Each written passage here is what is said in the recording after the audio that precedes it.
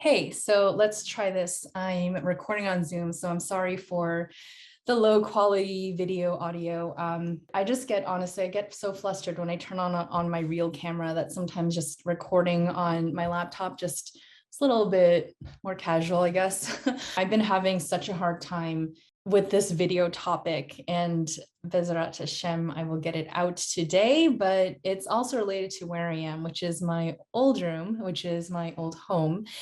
Home being such a loaded term for me right now, but I'm back in the States. I've been back here for like half a month now. I came here at the very end of April, and it was a totally last minute, just unplanned situation where I just booked a ticket home and just had to be back. So I wanted to unpack that for you guys in this video, which is, like I said, tied to a topic that I've been having such a hard time, just truly struggling to get out for like literally months now, that I really wanted to share with you guys at the same time. So that on top of that, the what triggered this video too, of me doing it today or attempting it again today, was that I posted a little over two weeks ago on my community feed that I have been going through a hard time, that I've been going through some health challenges and just going through a bit of a struggle. So I actually posted asking if anyone would be able to just pray for me and keep me in their thoughts and prayers kind of thing. And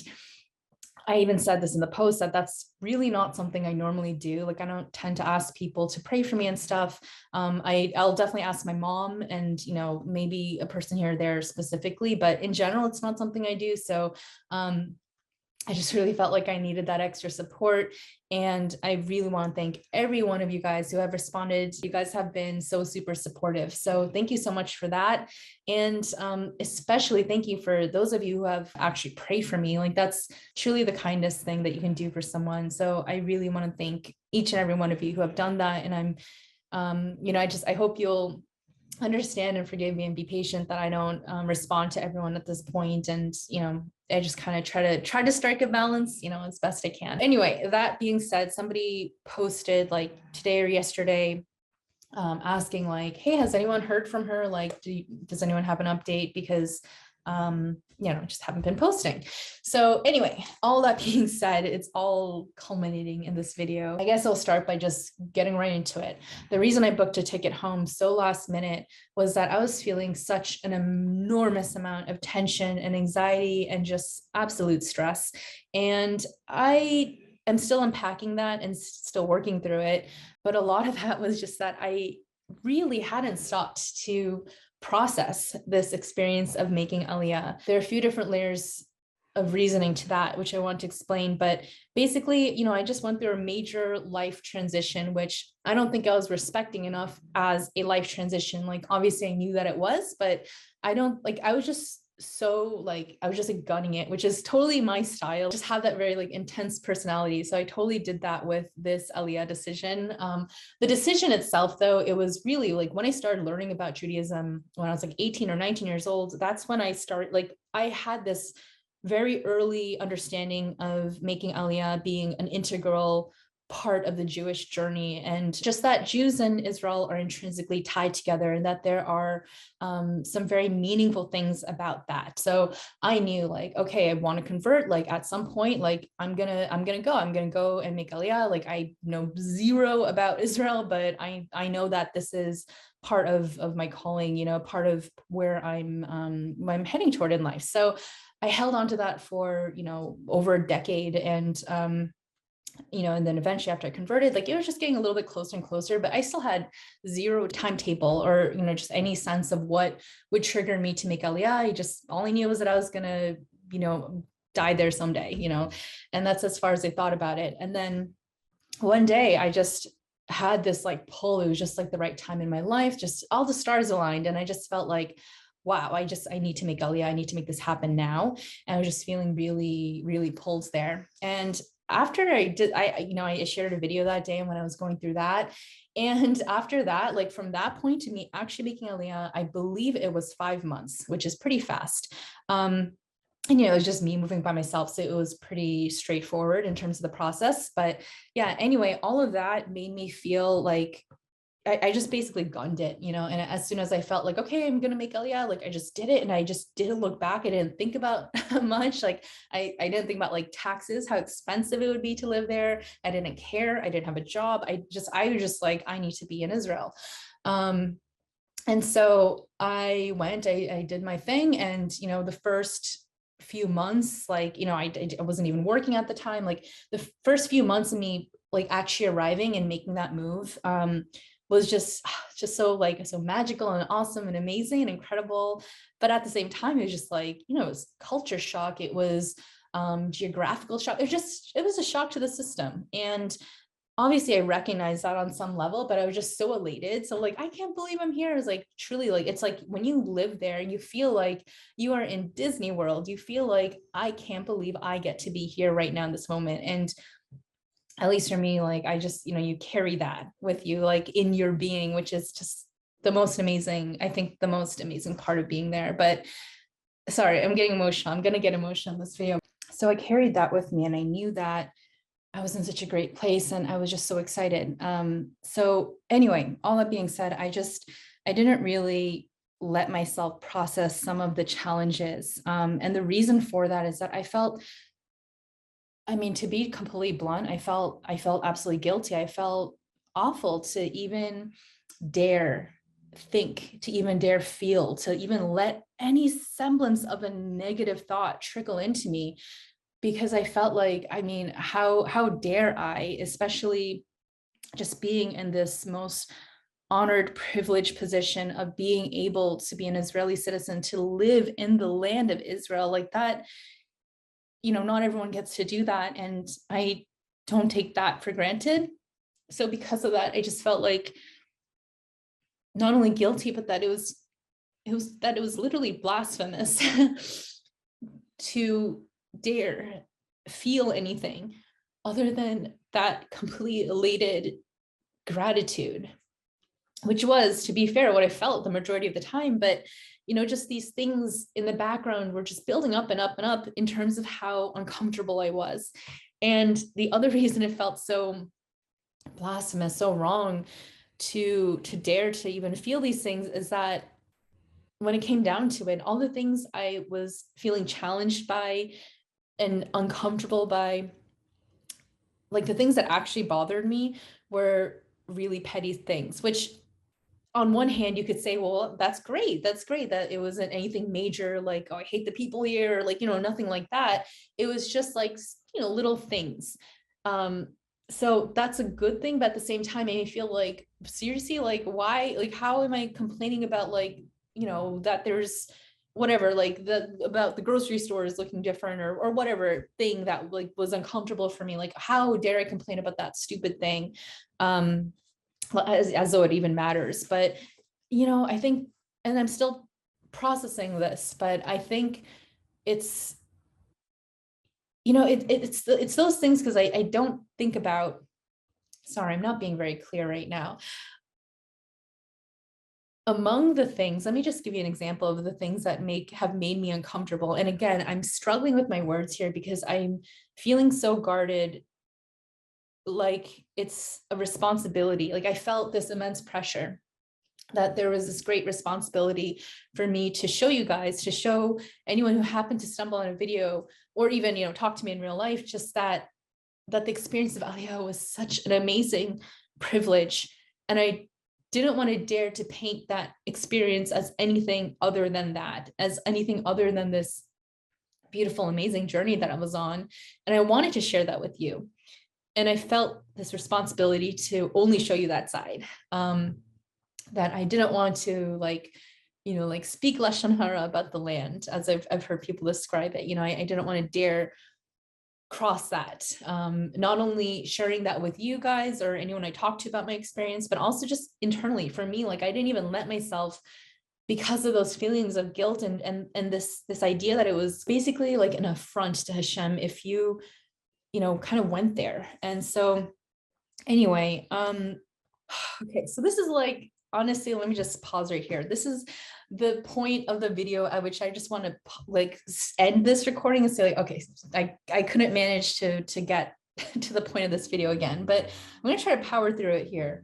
and basically explain that all this mess that like it's been messy in my head, and it's been messy because I just haven't processed. I haven't processed because ultimately the only reason I moved to Israel, there's only one, and it's because I feel so strongly that Jews and Israel belong together, that there's an intrinsic connection between Jews and the land of Israel, and that connection is integral to the process of creation, to the process of the world, and us getting to Olam Haba. And that is my MO. That's what I'm here for. That's what I'm excited about. That's what fuels me, my purpose, my purpose of being. Like, I want to get to that point.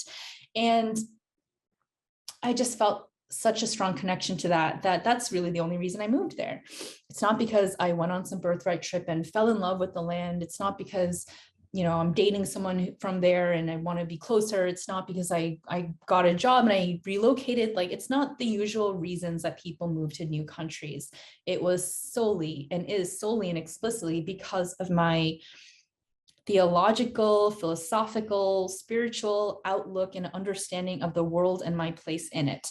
So that was like, yeah, I hope that, yeah, I think that's basically where I'm coming from. And because of that, it's like, I'm like going at two different, like, I'm just not aligned, I guess, in a sense. Like, what I'm really struggling with right now, I don't know why I just didn't start with this. The point here is I'm really straddling the world of like ruchnius versus gashmius, I think, or like gashmius versus ruchnius, like materiality and physicality versus spirituality. And I feel like, coming from the United States, of all countries in the world, like, I have been steeped in this materialistic culture, lifestyle, world's view. And, my whole world is just, it's a material driven, like a physically driven lifestyle here. You get a job, you basically, you hunt and gather, you're here to acquire resources, and the more resources you have, the better off you are, it's just, that's the life we live here in our,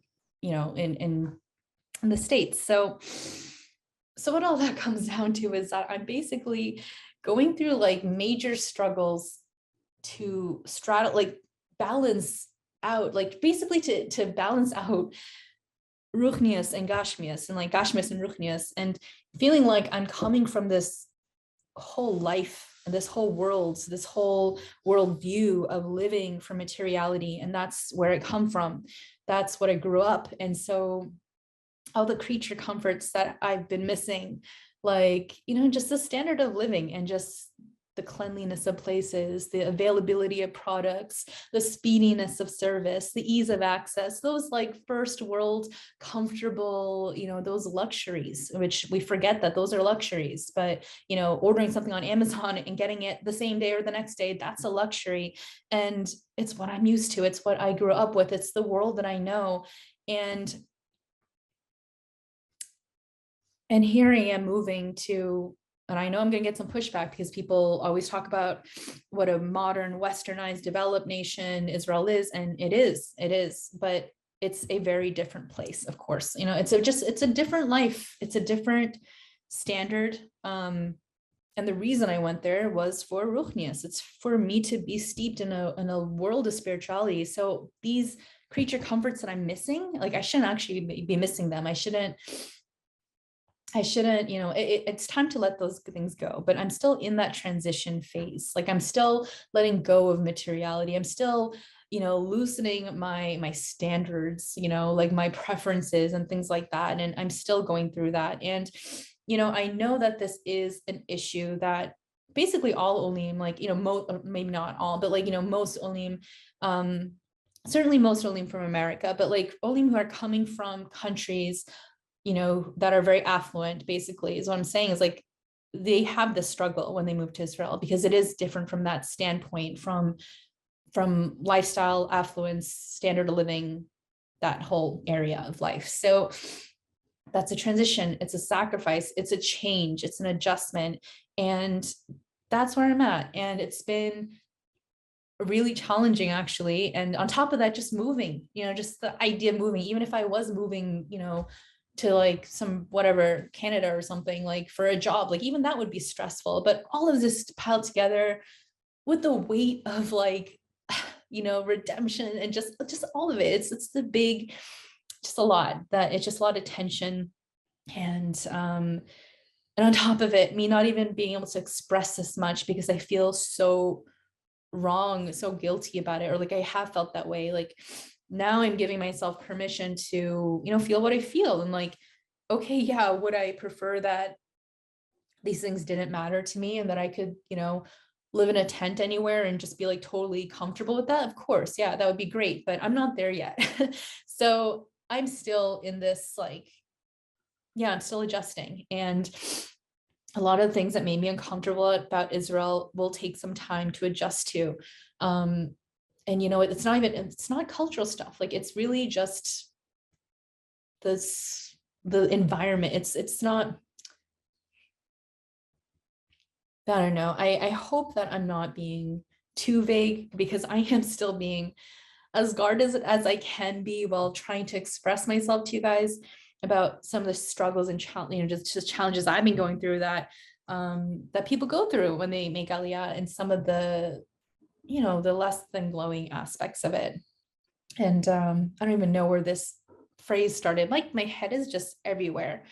And on top of this, like, so basically I've been in a deep state of stress for like 5+ months now. Really, I've been maybe like chronically in a state of stress my whole life, but the last, 5 months or so have been especially stressful. And also not having a permanent apartment, like I'm still looking, and, just going from Airbnb to Airbnb, like that was supremely stressful. And it's just been a lot. So I just, my lease, or like my Airbnb, was running out, and I had to find an apartment. I just couldn't find anything. And I was just like, my head felt like it was going to explode. And I really, really, really tried to hang on to just be in Israel at least until Shavuot, and then come back for a visit. But I felt such a visceral, like, I couldn't imagine, like, why would I not be in Israel for a hug? Like, didn't make sense. But like, I couldn't hang on anymore. I felt like I was just getting pushed, like squeezed out. Like I needed to come back for a minute and just process, take some time to look for apartments, recover financially a little bit, because taxes are crazy and just prices and things are crazy, just financially, that I just wasn't prepared for. And to lighten my load too, because I had way too much luggage. I moved there with like 5 or 6 big suitcases. I decided to return. When I return, I'm going to go back with like 2 small ones, like maybe a carry-on and 1 suitcase. Like, I'm really trying to just get to as minimal of a lifestyle as possible. I do still have a lot of stuff in storage here, but I'm sifting through that. So I'm just trying to clean things up and like go back there after I've processed this experience, this initial like transitioning into the land, and kind of having this like compare and contrast, like, just, I don't know, just making sense of like home, making sense of me feeling like home wherever I go. I think it's something I need to work on, so that I don't feel so ungrounded, which is totally what I've been feeling, just in this state of transition. And see my friends and family, and just like I was saying to my sister, and I said to my friends as well, that it's crazy, like just knowing that if I needed a hug, that I didn't have anyone in the whole continent. Well, technically my parents are in the same continent in Korea, but basically I couldn't even find a human being to hug if I needed a hug. And like, I'm sure if I asked a coworker, like, but like that, it's weird. Just that aspect of being so far from loved ones and people who love me, like that was definitely harder than I thought it would be, because I'm so independent, and I'm so like totally comfortable being alone, living alone. I've lived alone for a very long time. Like, at the same time, like yes, I've never been physically so distant from my family. So that was, I didn't expect that to, I don't know, I guess weigh on me as much. But yeah, that's where my head is at right now. That's what I've been trying to express and just kind of share the the underbelly, the reality of some of the challenges of making Aliyah, which, it's not all so glowing. And, I don't think that people think it's all glowing. Everyone gets that it's like a challenge in some level, but I guess what I wanted to do was express that it's kind of okay to be challenged by like the petty things. And, I'm just letting go of this, like, it's like guilty privilege, or like, I don't even know how to frame it, but I don't know, just this guilt of feeling bad because I feel so still like so torn, like so much at a crossroads between Gashmias and Ruchnias, between materiality and spirituality. And yeah, I don't know. I just want to give voice to that, that tension in my head that I've been holding on to. But anyway, my physical health, not like glowing because of all this stress. And there's like all sorts of layers to that as well. I'm just trying to get over some chronic and acute, but like just various things. I don't know. I might go more into my health stuff later. Like I might not, I'm not really sure, but part of this channel is me just like emoting. If you've seen other videos of mine, some of it is a little more cohesive, but to be honest, like just like this whole past year, like I just haven't been there. My head's not been there. And so this channel has been more of a therapy for me, and just hopefully still, giving you guys something to chew on as well. But I don't know, if I guess if I'm trying to flip this into something you can chew on, it's to know that if you are, preparing to make Aliyah, prepare for that emotional adjustment, obviously. And if you have made Aliyah and you are kind of in a similar boat, like don't feel so badly. Like everyone goes through their versions of struggles. Some of them are similar, some of them are, unique to each individual. But I think that it is more common than not that people feel that people coming from America, I'll speak for that, come, making sacrifices when it comes to material, physical comforts. And that's okay to kind of mourn a little bit. That's okay to give yourself a little time to transition into. So I guess that's not really, I'm telling myself, that's my kind words to myself, to just like take it easy a little bit. But all right, this video has gone on way too long. Sorry again for this low quality Zoom audio. And thank you again for checking in on me, for asking about me and supporting me and watching this video and just sticking with me through this whole crazy journey of mine. And by the way, it's kind of crazy awesome that all of this is happening in ER, which is like the month of healing, which is the theme of ER. So it's been just so like on point for me. So I hope you guys are having some good healing this month as well. We're almost at the full moon. I think tonight or tomorrow is the full moon, which I'm really excited about. And it's it's gonna be a good one. So I hope you guys have some great plans for the rest of the month, and prepare yourself for Sivan, which is coming up very soon. And I will be in Korea by then for that. So I'll share, just as I move along this sort of healing path and folding, and then eventually, Bezrat Hashem, hopefully soon, finding a real home, an apartment in Israel. I'll have to just, keep my eye out. But wish me luck on that, and I'll see you guys later. Shalom Aleichem.